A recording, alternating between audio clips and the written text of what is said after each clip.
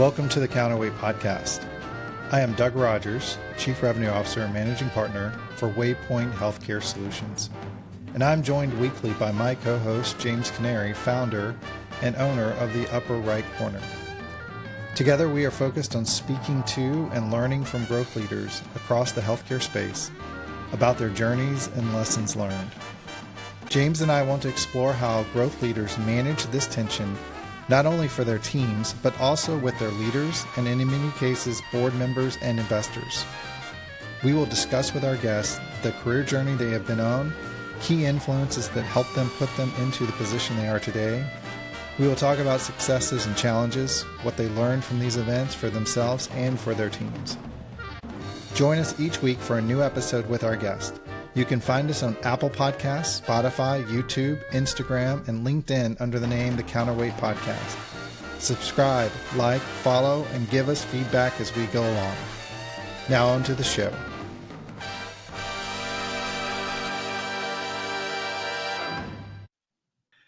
All right, super excited to be here, the Counterweight Podcast. I'm joined by my co-host, James Canary, and could not be more pumped to have Caroline VanDeusen on the pod today to talk to us, tell her story, tell us all the great things that she's doing, the things that she's learned. Welcome to the podcast, and thank you so much for joining. Why don't we just start with some general overview? Tell us what you're doing these days, what your role is, the company you're with, and then we'll dive right in.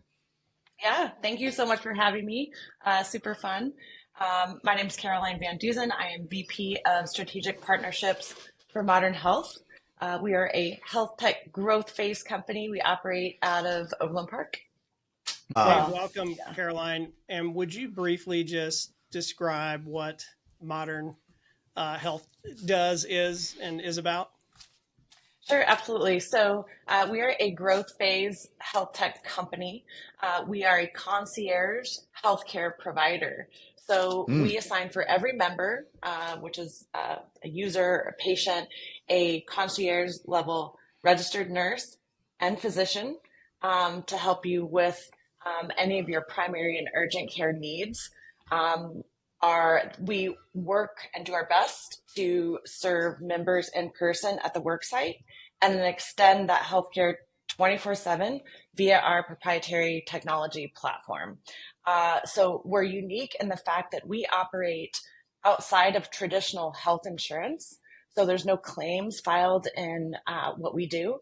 We assess and treat over 104 health conditions, including chronic disease management. So we do business with employers across the U.S. We're in 42 of the 50 states. We're licensed in all 50, and certainly seeing growth in certain regions in the U.S., including the Midwest and the Northeast. That sounds awesome. Awesome. Yeah. Now, remind us, how long have you been with ModRN Health?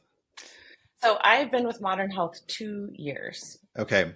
And when we were talking, if I remember correctly, this is your first foray into a healthcare or digital health company. Talk to us a little bit about how you got here. If I remember correctly, you've had tremendous experience in several other sectors, government, payments, now healthcare. What has that journey looked like? Yeah, so I started out in finance. So I have a finance degree from the University of Nebraska. So what that means, I've heard they're good. Midwest, they're back when they were good at football.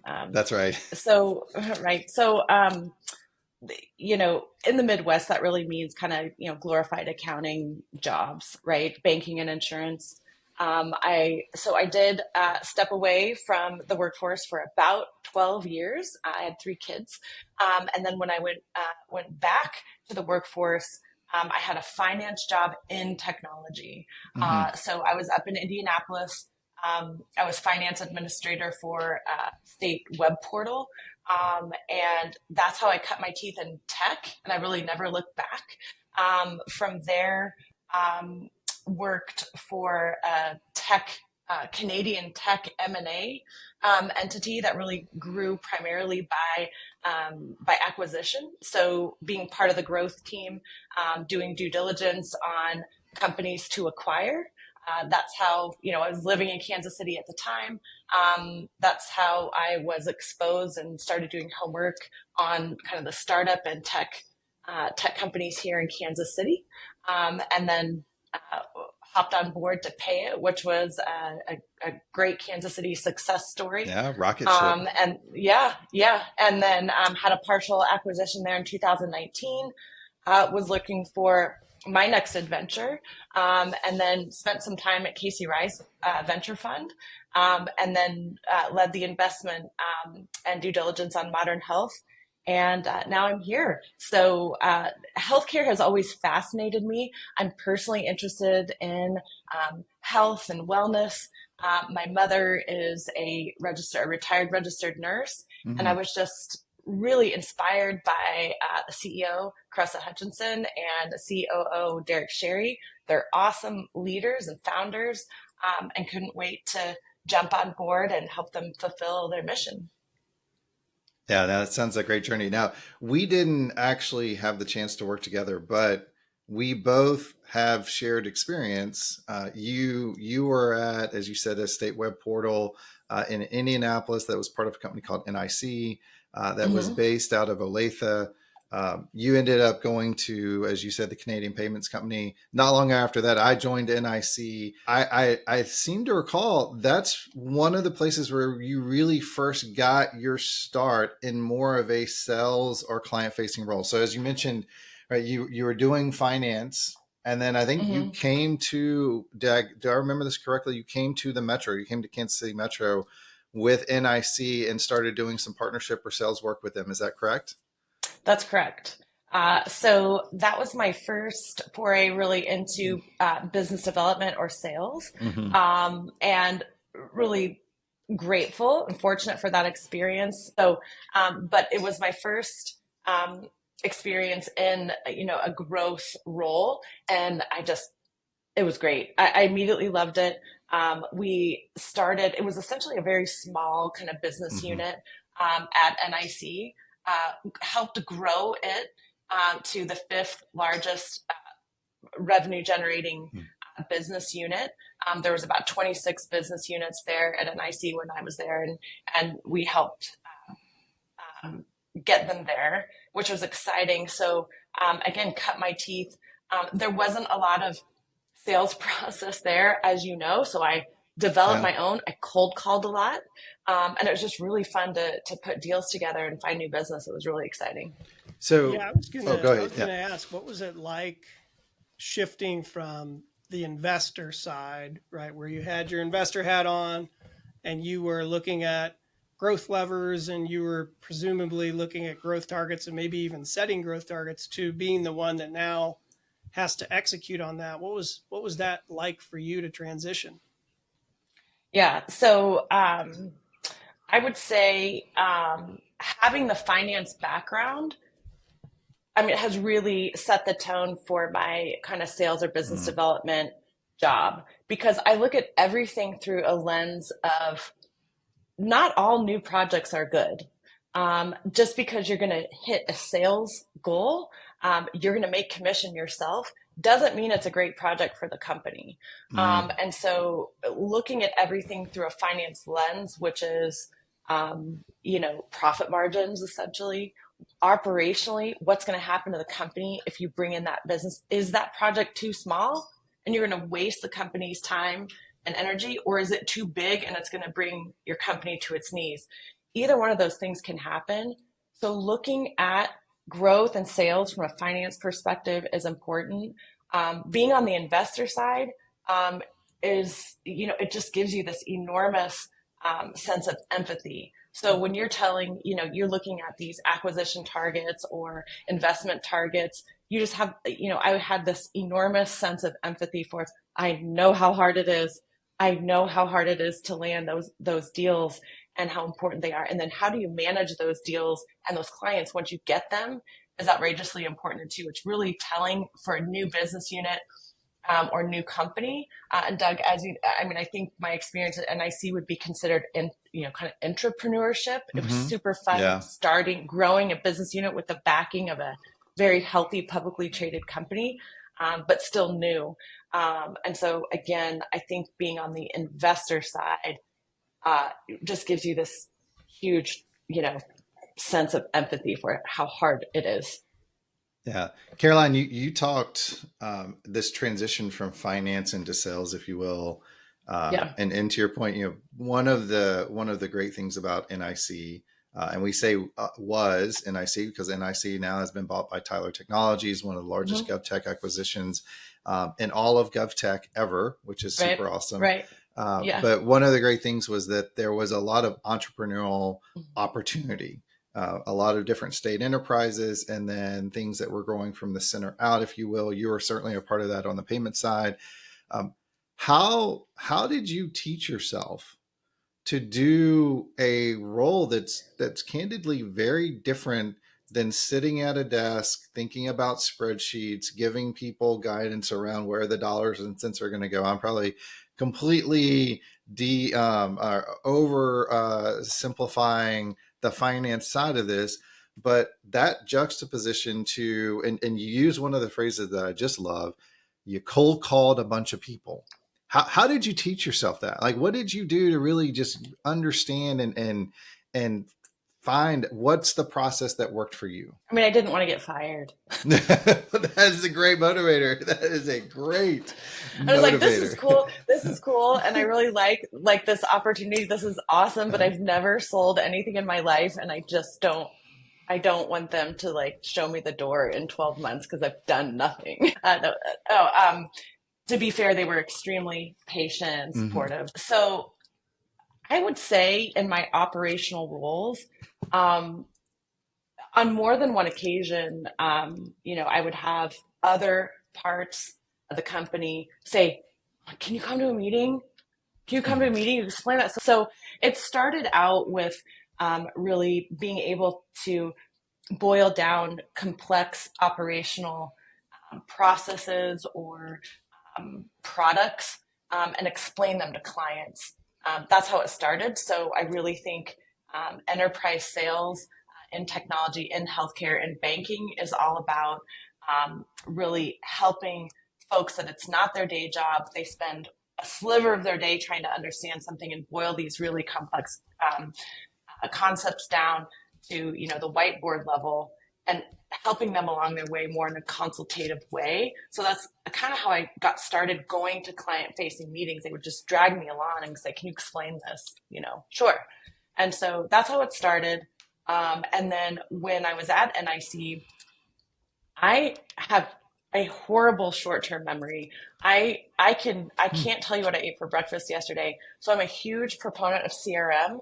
So every single job I've had in growth, I have been the person to implement CRM.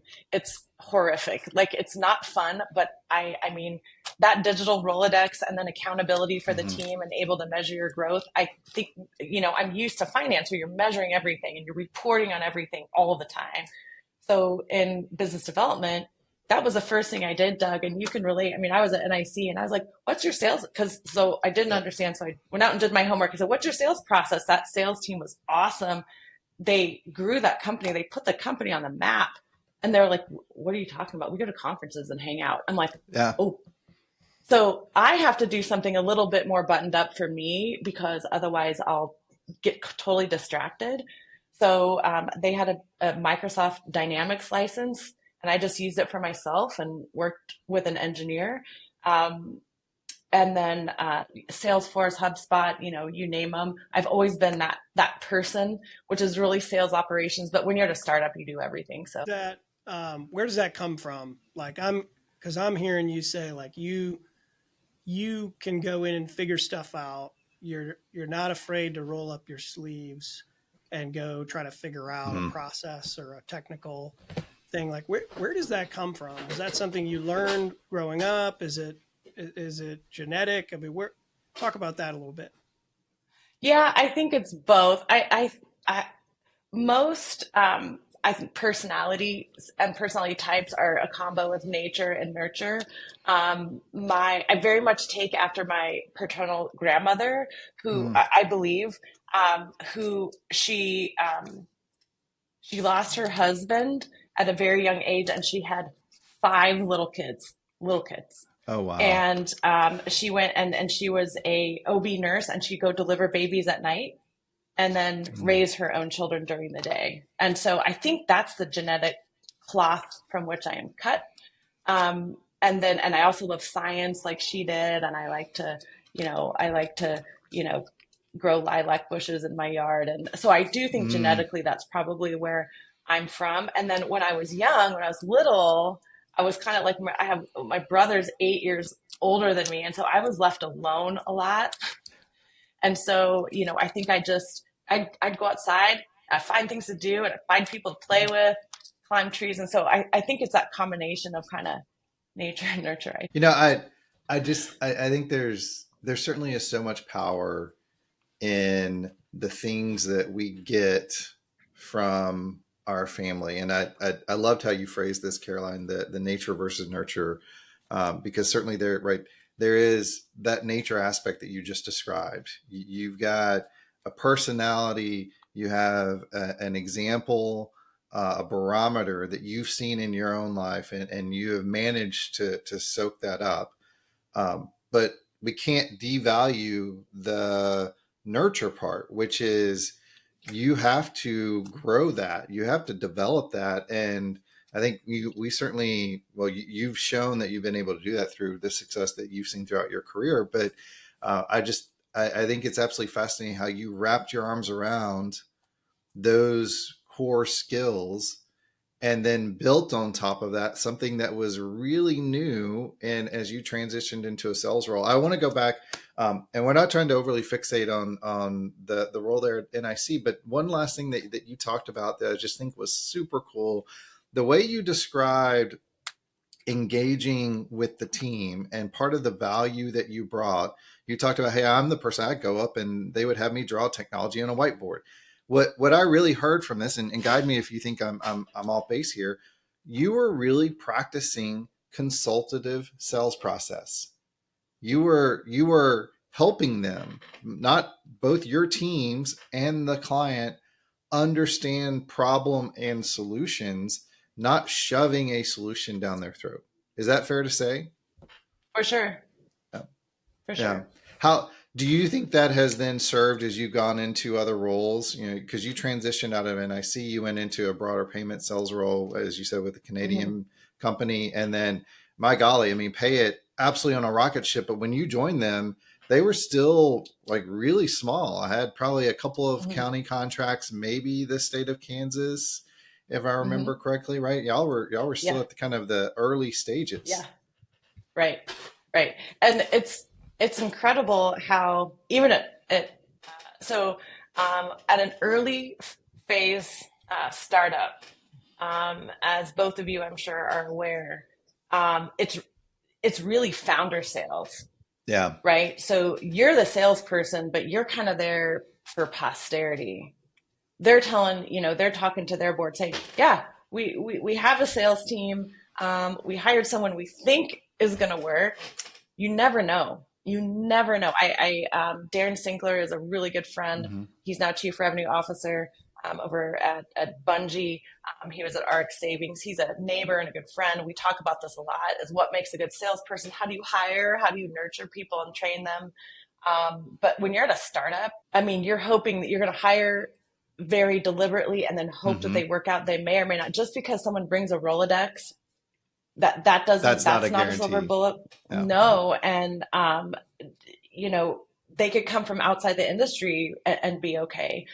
Every time I've gone into a new role, including ModRN Health, I'm like, I don't know how to sell anything. I'm not going to be able to do it. And it's like, I just come at like, oh, like maybe my time is over, but it's really the principles are consistent across industries and across size of company, whether you're a big publicly traded company or whether you're a small company. It's consultative, kind of the adage that big boisterous salespeople are it. That's not true. I think high levels of empathy and having a sales focused organization is awesome. That's the one thing I really learned and took to heart from John Thompson and Mike Plunkett at Pay It, is that you're a sales and growth oriented company, and that just, it just reverberates through all the teams, and they're supportive of sales team. They're supportive of sales process, which matters because you can frustrate your operations team if you don't do it right. So yeah, James, you probably recall, there was an executive at Cerner, Paul Black, and a lot of things that Paul's known for, a lot of good things that Paul's known for. But the one thing that stuck out for me, and I was a degree removed from the sales process at the time that I was hearing him say this, but everyone sells. It doesn't matter the role that you're in, but everyone is selling to drive growth for the company. And I have to admit that has stuck with me ever since I heard him say that. Yeah, for sure. You touched on something I want to circle back on, Caroline. When you first take that role, or you're into the new product or new job or whatever it is, and you have those thoughts of, man, I don't know how I'm going to do this. I'm not sure I'm the right fit. I think it's the imposter syndrome that I know I've suffered from over many years. Like, oh my gosh, they picked me to do this. How am I going to do this? Right. How do you push past that and maybe kind of parlay that into some of the challenges you faced as a growth leader, and how you got through them and what you learned? Yeah. So, I'm a big believer in incremental wins. When you're working on large scale deals, enterprise deals, B2B, they take a long time, and they're mired in complexity. They're a complex sale. There's books written about this. There's also books written about, being a question-based salesperson or leader, which is really important. So to kind of get over that hump, it's, make every day count and be a little bit better today than you were yesterday, and really have firm goals. Harvard Business Review talks about that a lot, as far as like people who are goal oriented and work towards that, whatever that may be. Start with the end in mind and work backwards. You're going to adjust those things quarter by quarter, but just, and document, whether it's through a CRM or notes or your weekly updates. Be the curator of that history of what you're doing for the organization, so you can look back and say, hey, I've made some incremental progress. Some of these things worked awesome. Some of these things aren't awesome. But you've got to really look at the incremental wins. And sometimes they're just getting to the next meeting. Right. That's a win. That's what I was going to ask. What's an example of like an incremental win that you set, or a goal that you've set? Yes. Right. So sometimes it's, just getting to the next meeting, right? You've got a really big project or prospect or partnership or something. And sometimes it's like, I just got to get to the next meeting.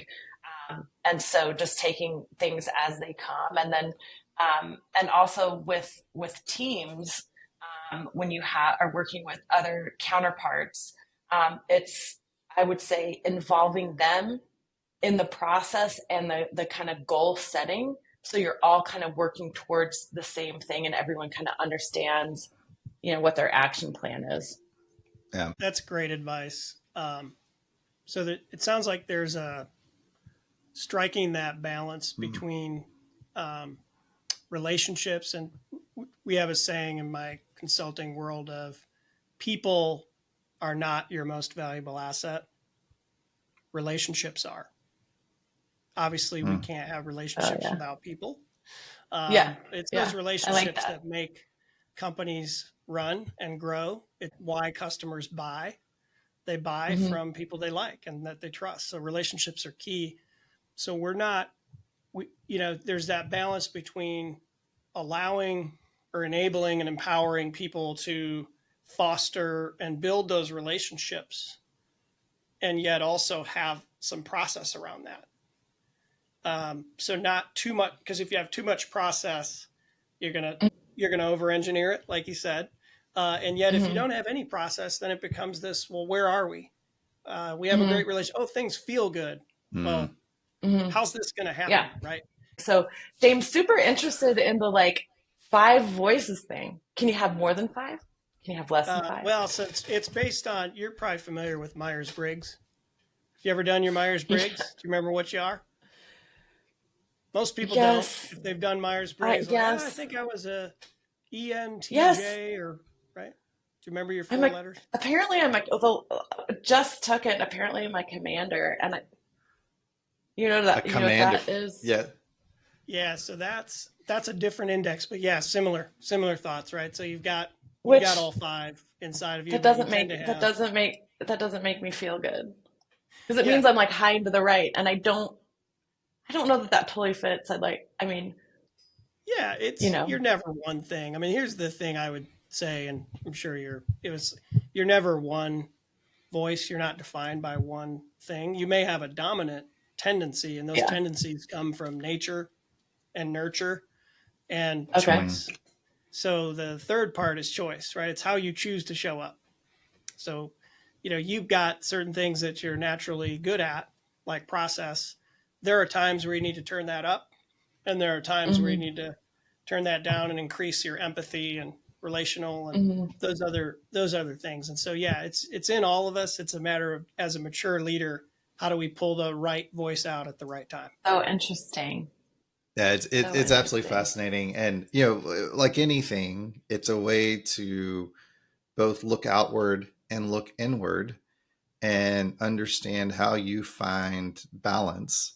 Because that's a hard thing. And I think much like what you talked about earlier, implementing a process, holding yourself accountable, measuring your progress against those particular goals.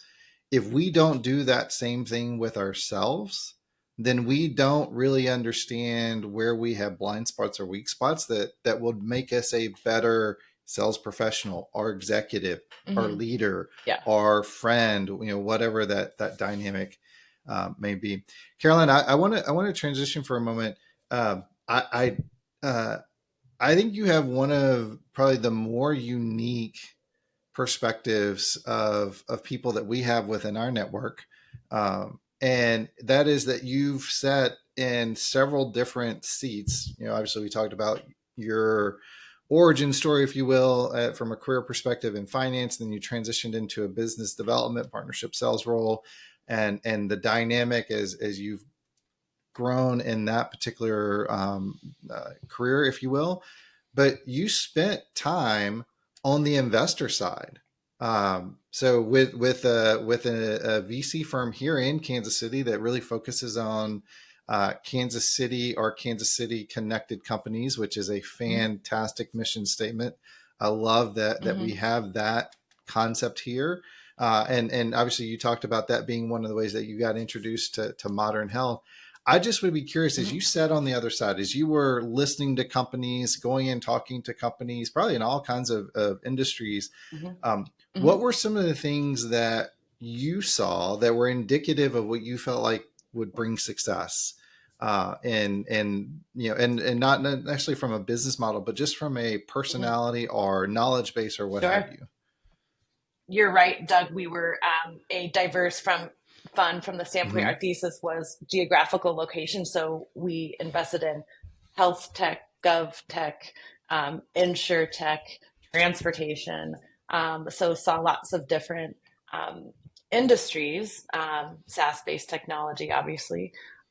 So interesting, a couple of things. I do, transitioning from kind of e-commerce, gov tech over to healthcare, business principles remain, especially in like highly regulated industries that are really hard, whether it's banking or government or healthcare. Business principles are tried and true. They can translate. The other thing that I think is really interesting, James, that I think you'll find interesting, the one thing that I have seen also at NIC is this unique yin and yang between the CEO and the COO. And I have seen this play out very successfully in so many organizations. I mean, I work for a small, part-time when I had a little baby, I worked for like a wealth management firm. We had the one guy that was like a big personality and the idea guy. And then we had the other guy that's just the financier. I saw that in Harry Harrington and Robert Knapp. I mean, kind of this yin and yang. Certainly John Thompson and Mike Plunkett. And I see that in spades. And, we've got Caressa, my CEO. She's a visionary. I have yet to come across someone who's not inspired by her and impressed by her. And then you've got Derek Sherry, who's just this outstanding operator that he dots the I's and crosses the T's and gets it done. He's former CIO of Johnson County. So this yin and yang between the two at the top is magical. And I saw that within the portfolio too. Yeah, that is really insightful. I think that's so true of successful companies. In order to grow, you need sort of that pioneer charging the hill. And then you need in the five voice world, we would call it like a guardian kind of nurturer type to come behind like and that. do the operational. Right? So you need both. Sure. Because if you spend too much time pioneering, then you don't end up actually finishing anything. Yeah. You start a lot of things, but you don't finish. And on the contrast, if all you do is guardian work and nurturing, and I've seen this in companies, early stage companies, they create these beautiful operational models that are humming perfectly with zero revenue flowing through. They don't sell anything. Wow. Right. So you got to have both. Right. It sounds like you've seen that in action. How do you, as a growth leader, where do you position yourself, or how have you positioned yourself in that kind of matrix to find success, right? Because if you're on one side leaning too much, right, it could maybe backfire. How do you position yourself between the growth and the operations? So I also think that's incredibly important, and I attribute that to my it feels weird to say this out loud, but at every kind of organization I've been at in a growth capacity, I have been the top salesperson, or at ModRN Health, I'm the only salesperson. So, it's still the top salesperson, sales, right? And only, But even when I've been part of a team or led a team, salesperson at one company, I still got third place. It was weird, but weird. Go ahead. Well, so ModRN Health, it's still founder sales. I mean, Derek is still closing deals. I mean, because of stuff he started 4 years ago, right? So it's still found. I mean, when you're growth phase.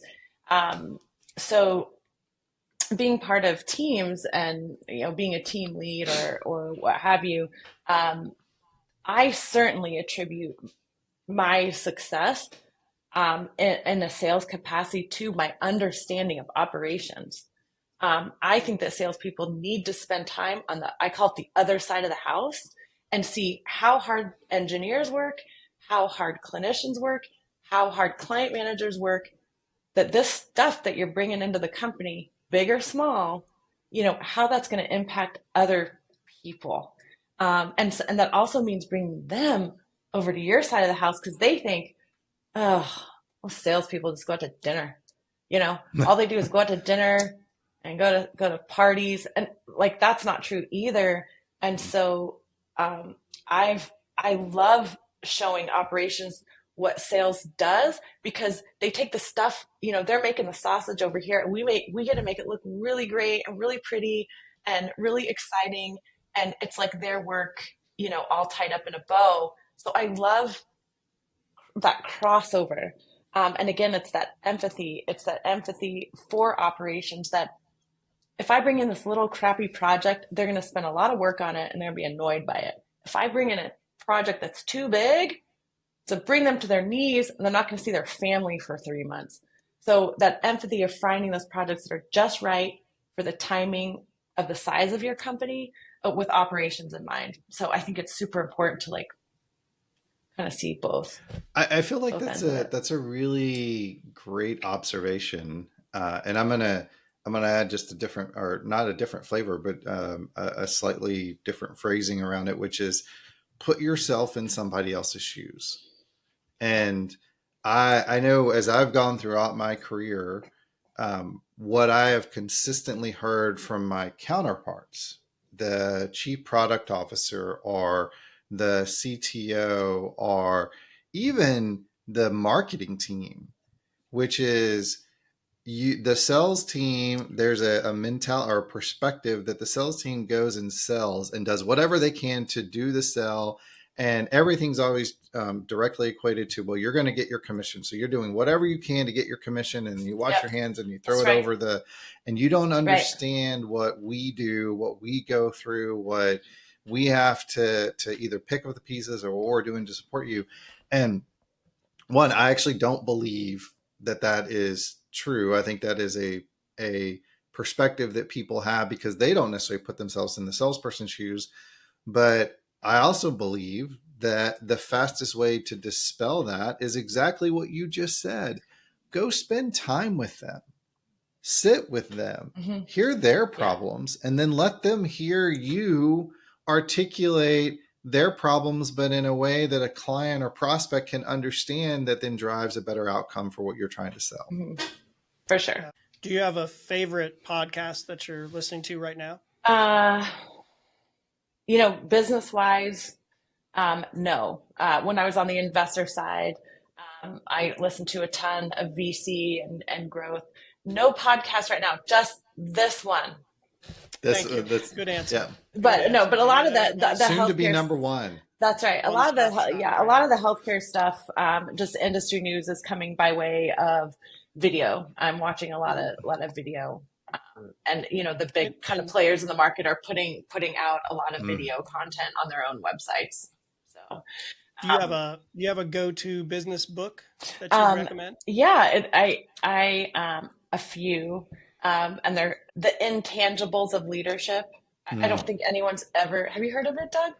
I have not. No. No one's ever heard of it. I think I will buy it as soon as we finish this podcast so I can read it. I don't know that you need to do that. I mean, I just I think I was at the Johnson County Library with my young kids, and I grabbed it off of an end cap and I kept it. And I paid Johnson County like $25 for the book. So those from the Johnson County Library are listening. I've not been I think your overdue fine is up in the triple digits now. So. Well, I really like the Intangibles of Leadership, and I think I'll just give you the biggest takeaway from that one, and it's you don't have to choose both. Like they studied, James, they've studied leaders, and you don't have to choose. You don't have to choose between two paths. You can do both.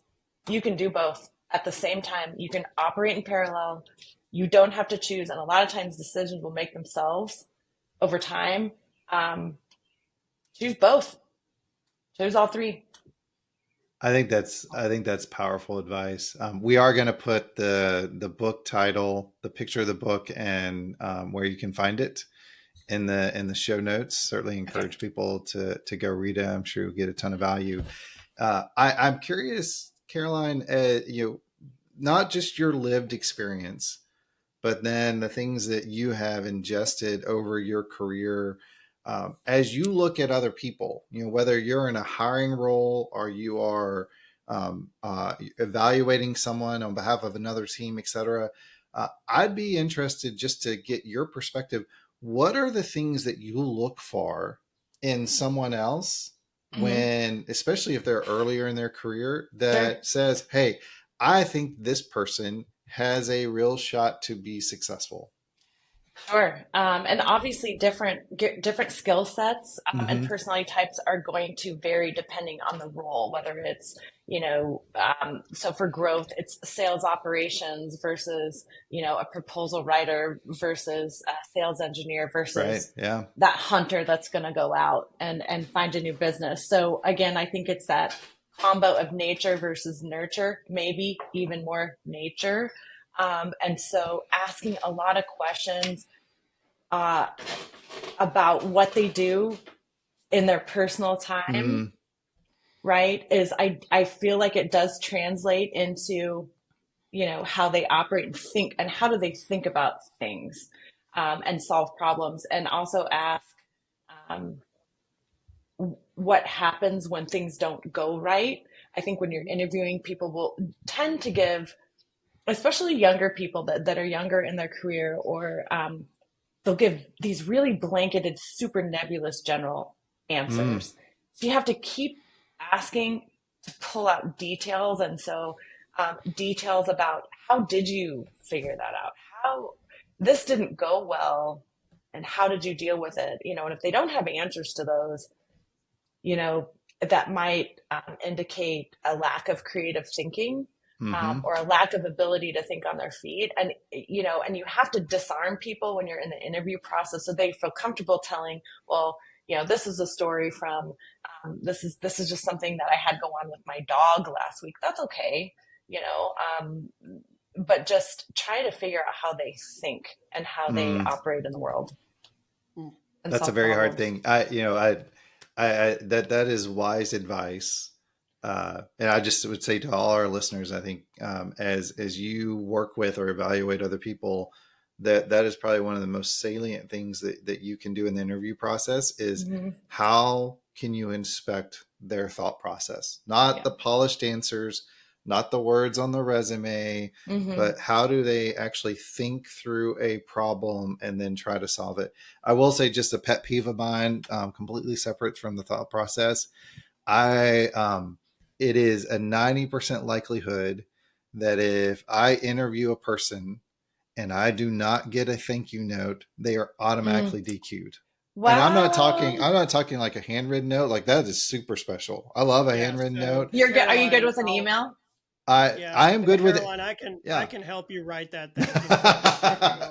I have to do it every Friday with that. That's right. Yes. Yes. And we do a back and forth, but no, I am perfectly fine. To your point, I'm perfectly fine with email. I send emails as thank you notes. I'm not always great about writing one, but just the taking the time after you're done, sending a note, thanking for the time, saying something back that you heard or that you talked about. And you don't want to write a war and peace novel, but close the case. Make one final pitch why you think you're right for the role. If you're really invested in it, take 30 minutes, write a note, and then go on with the rest of the day. I cannot tell you how many times, both junior and senior, I finished an interview and a week later haven't heard anything from them, anything at all. Yeah. So pet peeve. So I have a question for you, Doug, because this is like I said, Darren Sinclair and I talk about this kind of stuff all the time. Like, what do you look for when you're interviewing new salespeople? Like, when you're building your team, because there's an old Harvard Business Review article that says you could literally grab 10 people off the street and 2 of them are going to be great salespeople. Random. Yeah. So how do you, in the interview process, find this too? Yeah, that's right. So I would say that I've got a secret sauce per se.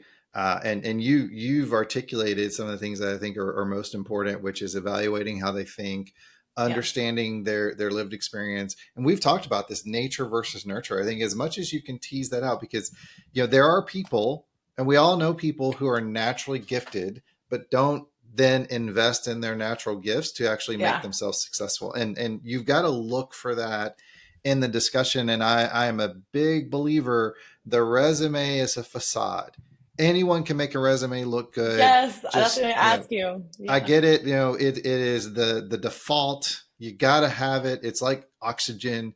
It's there, but get it and then put it in the waste bin. You don't even. How do you figure out if their sales numbers are real? Because every resume, you're like, exceeded every sales goal ever. And I've done this. That's right. Because I've missed years, man. Totally. That's right. Well, and I actually think that's an important thing, because very few people hit it every single time. And if they hit it every single time, I would argue it's actually not their skill. They were part of a movement that they were benefiting from, which is not a bad thing, right? I mean, we all, we've had those experiences. Yeah. To your question, Caroline, there's 1 or 2 things that we've tried to do pretty consistently when we interview people. One, I want to hear them tell my story back to me. And when I say my story, the company's story. And I've gotten some pushback from this. Well, I don't know anything about you, or da, da, da, da. It's like, whatever. There is so much information out there. I want you to pitch me. Tell me why I should buy my own product. Go to the website, understand who I compete with, tell me what my product does, and then give me a use case around why this will solve something. Yeah. I mean, that's what if you strip everything away, that's really what you're asking your salesperson to do. Yeah, you're going to educate them on your product, but you're asking them to go do that creative, intelligent thinking about a client and put those pieces together. And they're going to have to go find that information. You're going to give them a ton of information in the interview process. You're basically handing it to them on a platter. So if they can't do that, and I'm not saying, they got to be super polished and you walk away and send them a check because now you're buying your own product, but I want to see that you've invested the time, yes, you can articulate, and you've shown that you've learned something, and that you've made me feel that, hey, if I invest in you, you're already starting on first base because of the time you put in, even though we're in the interview process. Absolutely. For sure. Yeah. Totally agree. And if they don't, I think it comes down to, are they intellectually curious? Yes. And that's what I've been hearing about your upbringing, and then how you've been successful, Caroline, is you're naturally curious about how things work, and you ask questions because you actually care about. Yeah. You want to know and you want to learn, and that's what good sales professionals and good leaders do. Yeah. Is they ask questions and then they take a shot at it, right? That's the other part we're looking for in good salespeople is, hey, are you intellectually curious? Do you have human empathy? And are you willing to take a risk? Sure. Take a shot at it. Okay, so what? You got the sales pitch wrong. Yep. If you didn't even put in the effort, then it's probably, well, that's probably a good indicator that it's not going to work out. So, for sure. And on the questions thing, for sure, it's interesting when I was brought up, pretty old school, traditional parents, like I was taught that was rude. I was taught it was rude to ask so many questions. Really? Yeah. Yeah. And so, and even now, like in my, my kids, I have 3 like young adult children. They're like, we don't know what you do. Like you talk on the phone and you type on the computer, and that's all we know. Well, they're like, what are you doing? I'm like, well, podcasts, right? I'm a podcaster. And it's kind of like, well, a lot of what I do is manage egos too, because you ask too many questions and you can be insulting, and you have to really, again, ask the questions. Like you have to disarm people, I would say too, because I mean, I've got 1,000 questions in my head. So it's like picking the ones that aren't going to overstep, right? Or put somebody on the defense. So the question thing is super important, but I've had to learn to temper that over time, because, you have to, when you're talking about projects, you can't insult the work that they've done to this point. Like, why'd you do that? Right. Where's that? And baby ugly.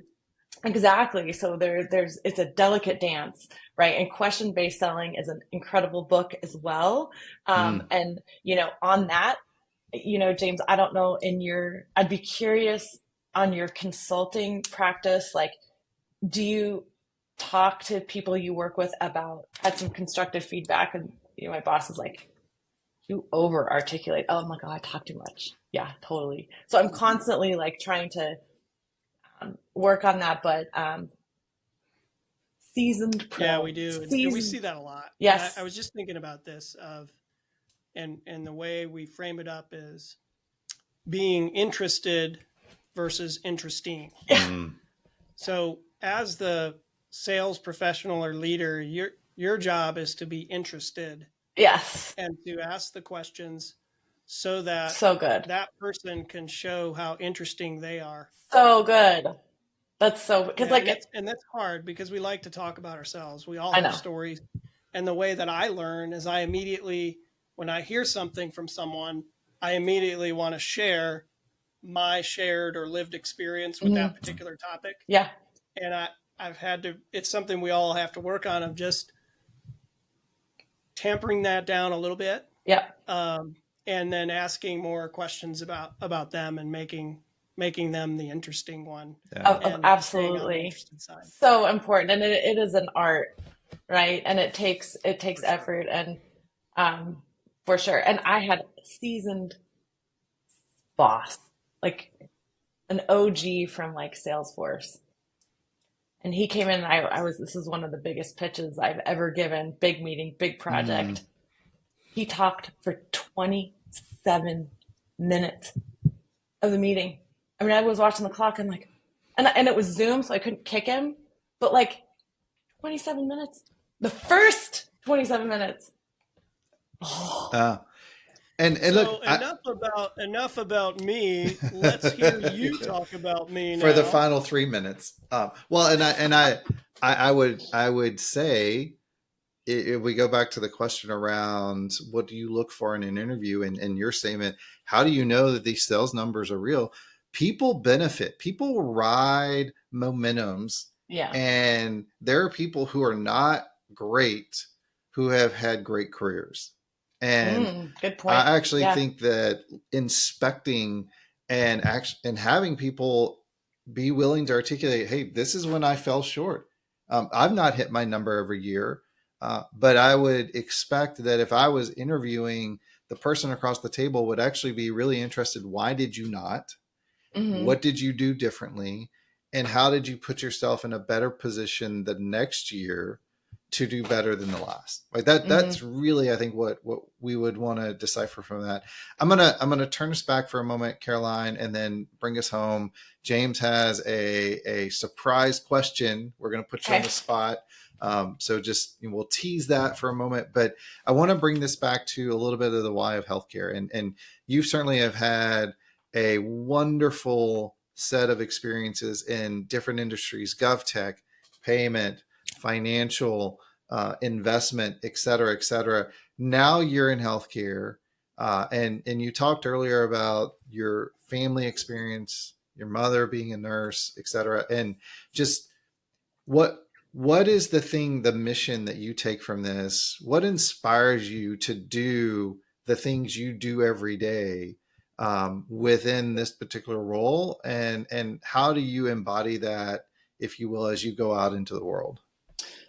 Sure. So there's the business side, and then there's the human side to this question. So the business side, that's easy to talk about.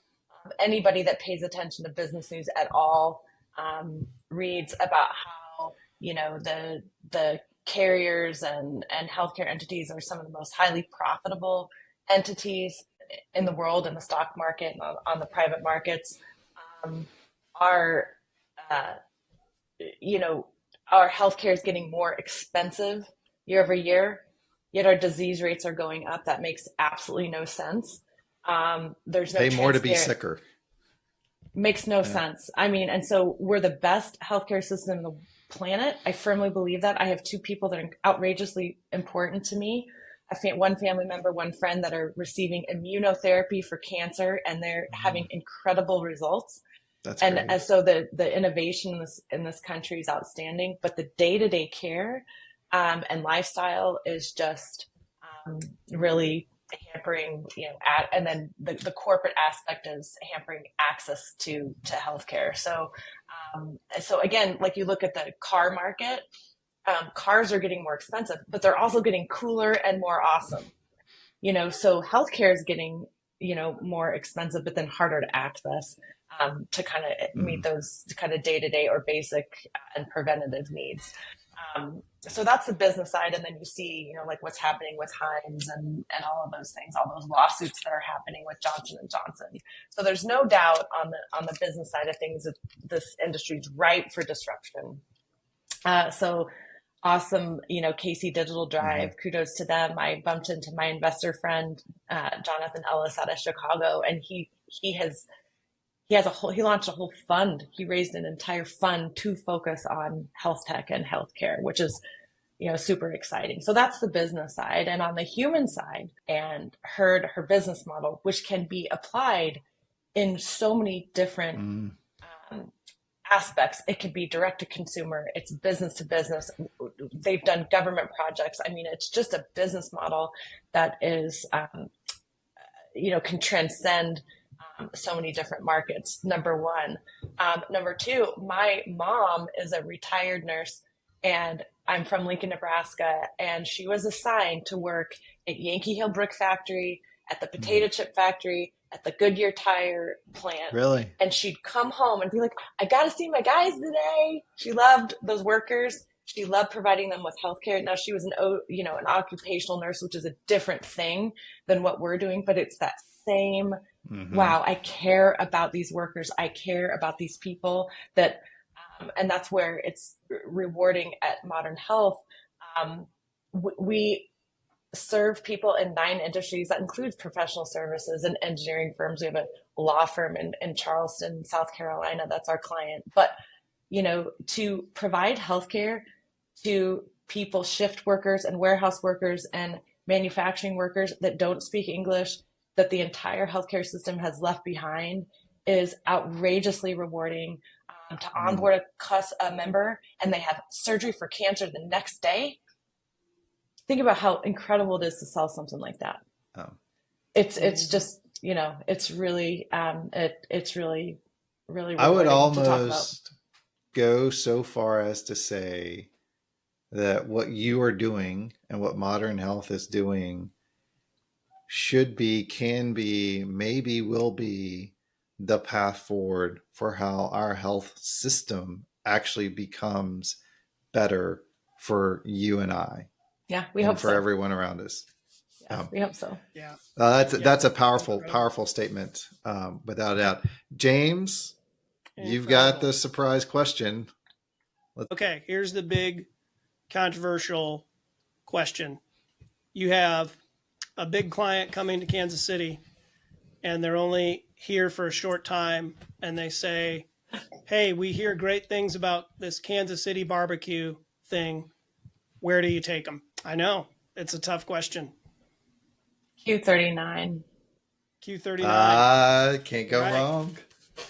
It's fantastic. I mean, it's a really big it's a big client, so you want to make sure that they have a nice experience. It's I like the restaurant because it's nice to sit in there and the food is next level and people always seem to have a good time there. But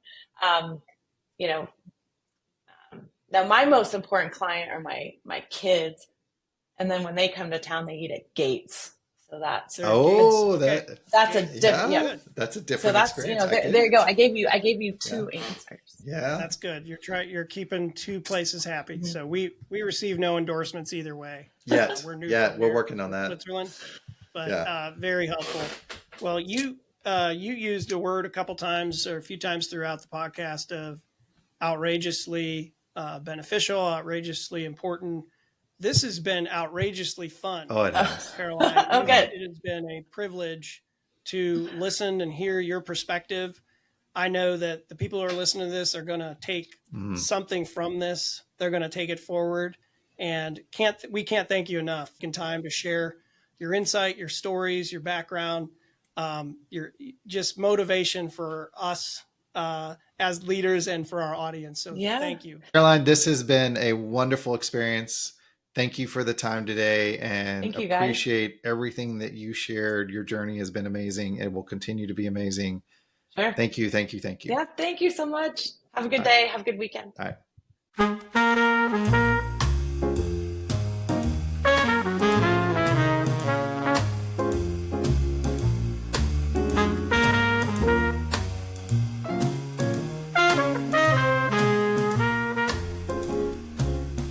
Thank you for listening.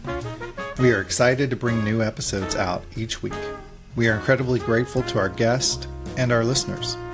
Let us know what you think by commenting on the episodes. We are proudly sponsored by the Upper Right Corner, which provides advice on strategic growth, including growth assessments and strategy, go-to-network planning, sales leadership and team coaching, and fractional leadership roles. For more, visit theupperrightcorner.com. Waypoint Healthcare Solutions is also proud to sponsor the Counterweight podcast. Waypoint HCS is a focused consulting organization helping health systems, providers, and organizations to develop and implement patient engagement strategies. Waypoint HCS provides strategic consulting and patient engagement technology guidance and selection. Waypoint also helps support implementation and ongoing program management. For more, visit Waypoint HCS's LinkedIn page or waypointhcs.com. Thank you to our guests and our listeners. As always, you can find us on Apple Podcasts, Spotify, YouTube, Instagram, and LinkedIn. Subscribe, like, and follow, and we look forward to joining you again next Wednesday for another episode of The Counterweight.